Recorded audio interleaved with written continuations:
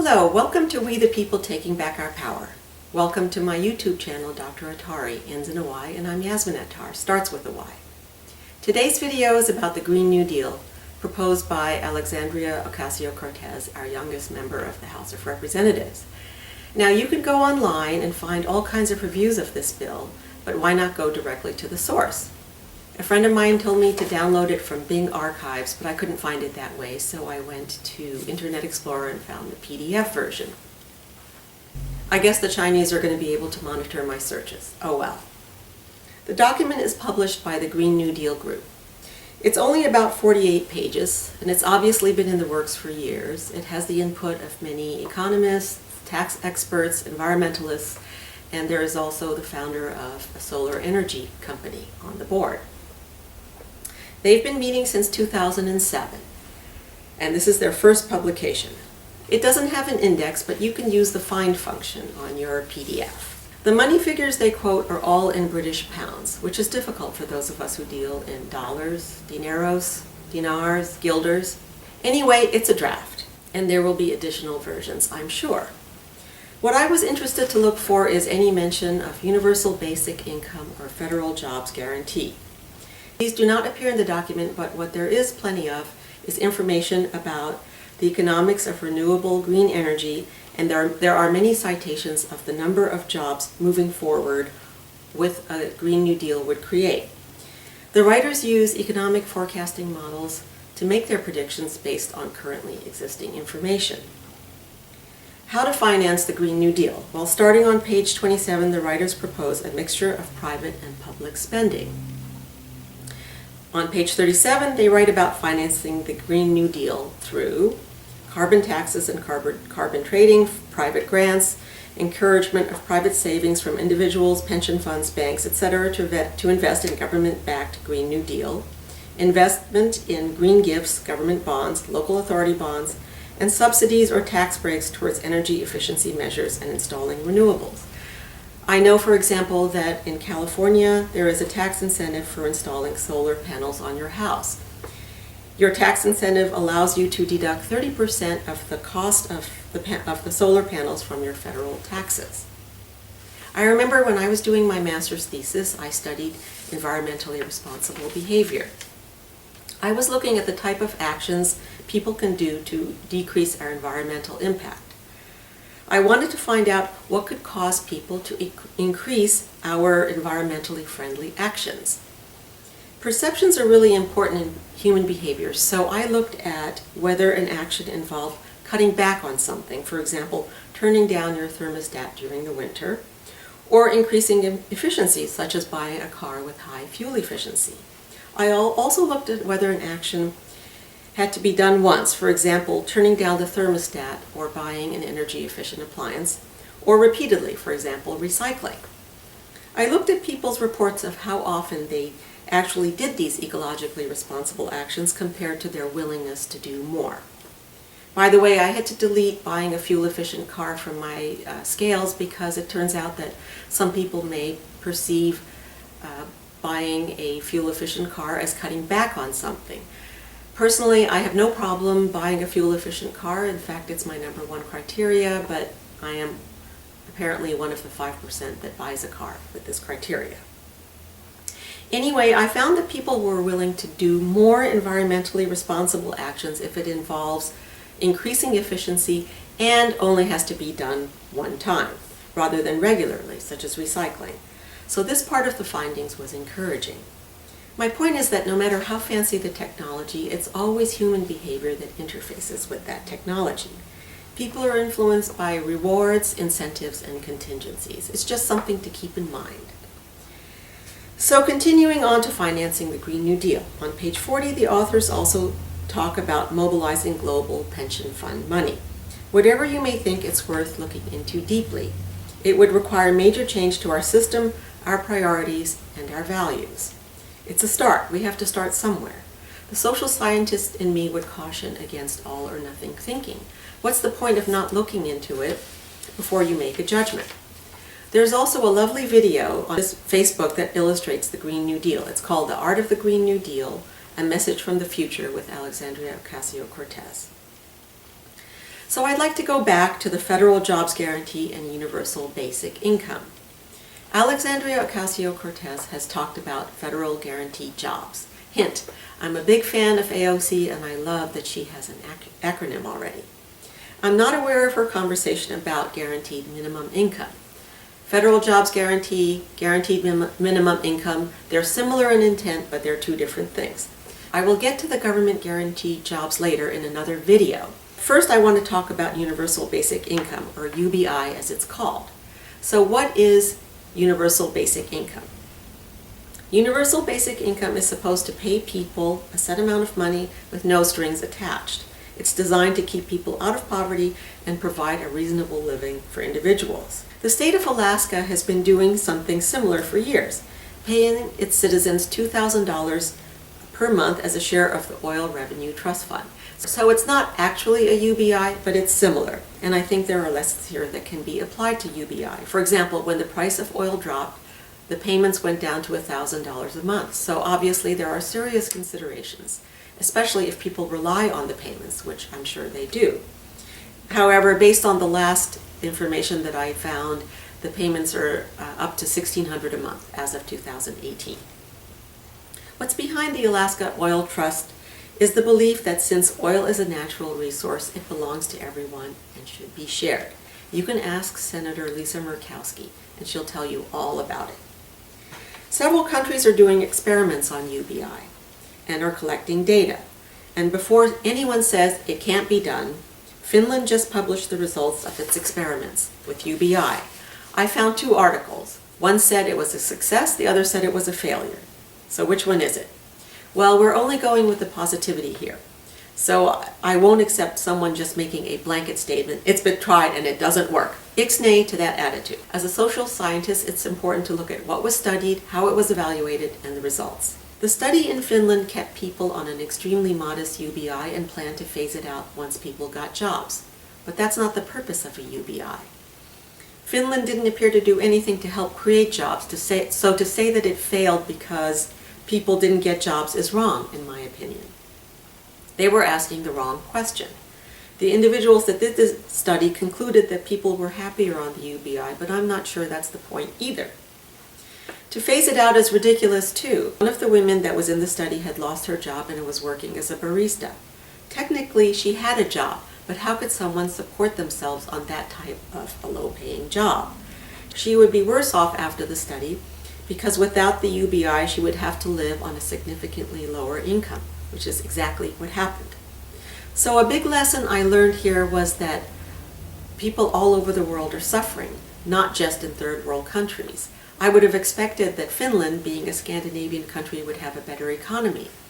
But it appears they have the same problems we do in the United States and other affluent countries. And once again, employment figures don't show the whole picture. So to read a really good article, go to the Huffington Post. It's long, but covers everything really well, including experiments being considered here in the United States. By the way, Stockton has launched its own UBI study. So for more information about Stockton, go to the Sacramento Bee. And again, I will include all of these references at the end of the video interview. If you're interested, learn as much as you can about UBI because it will probably be the way of the future. They have a Facebook page with all kinds of information, and you can follow them that way. Also learn about government guaranteed jobs because that will be important too. It's important because I believe we need to take a hard look at what defines our government, what our government is supposed to do, and what we want our government to do. I'd like to hear from you. Please contact me with your thoughts and concerns. Remember, this is not about you having to be an expert. It is we the people after all. The ground rules: only positivity is allowed here, respect and civil language at all times, and you should get credit for your ideas. Goodbye for now. I hope you like this video. Please don't forget to click on the like button and to subscribe. I'd also like to give a special thanks to CAPS Media for helping me with the editing. Thank you. Today's interview is with Kevin Festner. Name and where you are. Yeah, I'm Kevin Festner, and I'm in Las Vegas, Nevada, specifically North Las Vegas, Nevada, on this 109-degree day here. And it's nice to be here with you, Yasmin. Oh, great. It's great to have you, Kevin, finally. So just tell we the people, what is your concern regarding the state of our democracy, our world, our universe, and beyond? State of the world. I mean, one of the big concerns, and you might be surprised I'm going to say this, is that this year I'm concerned about the environment. This year we're seeing record lows in agricultural starts when it comes to the United States. There was 1 million 1 million acres underwater in Nebraska up to a couple of months ago, preventing a lot of our grain farming from being planted this year. And also on the other side, too, we have a situation even in Australia where Australia, because of drought, has actually had to import food. My biggest concern here is that are we starting to see the trend of global climate change? Is this a one-time only event? And this is something we're going to have to ask, and we're going to have to find out. Because if we are, then if we are going to live in a country right now whose agricultural capacity or generation cannot meet demand, we too will have to start importing food. We're going to see, maybe we're seeing some changes in the environment now. So that's one of my largest concerns at the moment. And I mean, all we can do is see what the second year looks like, the year afterwards now.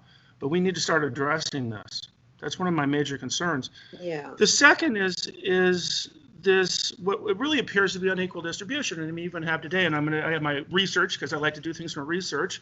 I mean, we have the Fed President Powell in currently the greatest economy ever to exist in the history of mankind, and how we like our president in the superlatives. He's the most superlative president I think I've ever seen, talking about lowering interest rates.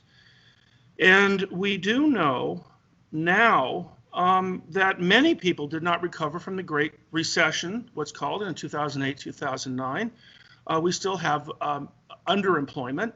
I absolutely do not agree with the unemployment figures. I think our unemployment figures are much higher. So we don't have the greatest unemployment or greatest lowest unemployment ever. I believe that there's a substantial amount of people who are underemployed, even where in the circles I go around. I mean, a friend of mine yesterday talked about, we live in an economy where we have to work 50 to 65 hours a week in order just to survive. And then this is also brought on for my first comment is, in fact, I believe that later on this year, we're probably going to see increasing food prices. We might even see increasing fuel prices because we don't have the grains for the ethanol to add to the gasoline, for example. So these are my gravest concerns because we are seeing a split between haves and have-nots. And these lower interest rates that we're seeing, and they're talking about lowering the interest rates again, seem to benefit those who are in the finance, in your larger banks and those who are in the market, because it's basically feeding the stock market but not feeding the economy. Wall Street is not the economy. Main Street is the economy. We need a healthy Main Street, not a healthy Wall Street as such. And this is something that we've never really addressed, never really discussed, maybe a few discussions, but nothing major on a major side, major development here. Yeah. Yes, thank you. Do you have any other thoughts to elaborate on that? Yeah, I mean, let's talk about the new tax code. This is the greatest change in the tax code that we first experienced this last year since the 1986 tax code under Ronald Reagan. And this tax code shifts the burden of the taxes from the wealthy to the middle class. And I'll bring up a couple of items that was being sold, and I call it more bait and switch, that we had the advertised that we're going to double the standard deduction, but we got rid of the personal exemption. Well, okay, so we pulled $4,000 and increased for single filers, you and I are single filers, to $12,000. We lost our $4,100, would have been in 2008 standard deduction. So we're only seeing a decrease in income by basically $2,000. Then, because the dependents also get the deductible as well, most families lost that in favor of this so-called $2,000 child tax credit or a $500 family credit. The second is this evisceration of the Schedule A, which most middle class, and I'm talking people who are even car mechanics who have to buy their own tools. At one time, they were able to do before this tax code, they were able to deduct their tools and so on as employment expenses. They no longer have that. I mean, some states such as California have maintained the so-called 106. So these so-called 2% of adjusted gross income, these tier 2 of the itemized deduction, the Schedule A, they're gone for most people. The second is those who live in generally high income tax states or high tax states, California, New York, just those two come to mind, but other states such as Texas. Congress capped the so-called SALT taxes, state and local taxes, to $10,000. Well, I know people in Texas, one friends of mine in Grand Prairie, Texas, that have a $400,000 home. Their taxes are 3% of the appraised value. They're $12,000 in property taxes, but they can only deduct $10,000. So it's just not hitting high tax states. It's hitting what would be considered low tax states. And this is an evisceration. This is a shifting of the tax burden from the wealthy to the middle class in a time where the middle class is becoming smaller and smaller.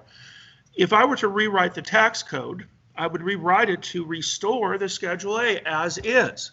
Don't have these limitations as such for the middle class. So this is my gravest concern. It seems to be that the economic gain, or game, I should say, is rigged against the common people in favor of high finance, aka what we're seeing today on the Fed Chairman Powell's testimony. It's fun to read it because I'm kind of seeing on my other computer, I'm kind of looking at it as well. So these are my gravest concerns. Kevin, what do you want to do about it? Well, we need to rewrite the tax code. Yeah, that's the first basic thing. We need to have a major discussion on how things are financed. And I'm always a big believer in what's called the state bank. And it looks like California, because of the marijuana laws, might just implement what's called a state bank. North Dakota had this. And in general, we finance everything by debt. And we've done this for the entire 20th century into the 21st century. A state bank is where the state collects its tax revenue in its own bank, run by the state. You know, there'd be a California state bank. From there, it could loan money out to small businesses. And these are the small businesses are the engines of the economy. The large businesses really are not. And those who were favored under the tax code, the repatriation of profits that were taken offshore, they can repatriate it at 15%. You and I as individuals pay more than 15% when we consider the employment taxes. That would be your FICA.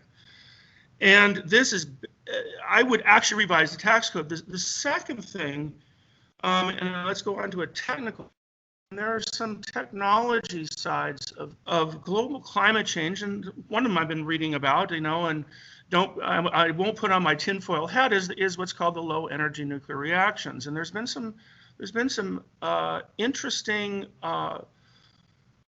research done in this area. So in this case, to solve the environmental problems, it is a scientific and a technical problem that we'll be able to do. One good thing, as you know, I was always a big boomer for the California high-speed rail. I thought that was really a great idea. The issue here was everybody had their hands in the till. So an $80 billion project becomes $150 billion, becomes $200 billion project because everybody has to have their hands in the till. But we still need to examine high-speed ground transit as an alternative flying, which these jet engines put in pollution in the high atmosphere.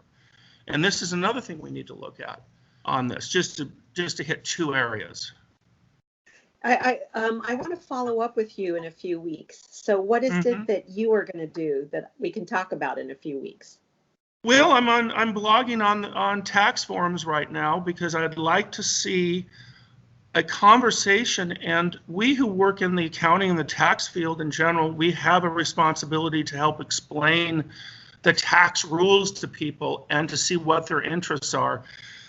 This latest tax bill was written based upon more of a bait and switch. People didn't understand what was going to happen to them. Just this last tax season, 50% of the people were better off, and 50% of the people were worse off. And this is my gravest concern. So when we need to rewrite tax legislation, and yes, I am for an upper tax limit of 7%, because We need to reshift the burden from the middle class back to those who do make the most of the money. I don't want to have a disincentive for those who make a lot of money, but I also see the responsibility, the social responsibility. And so that's one thing we need to do, is be able to explain the tax code to people and say, if this tax change happens, this is how it's going to affect your life. Okay, so I'll follow up with you in a few weeks, and we'll talk about, your blog and how we can get the word out. And I think here is one way, of course. But here is one way. This is an excellent channel.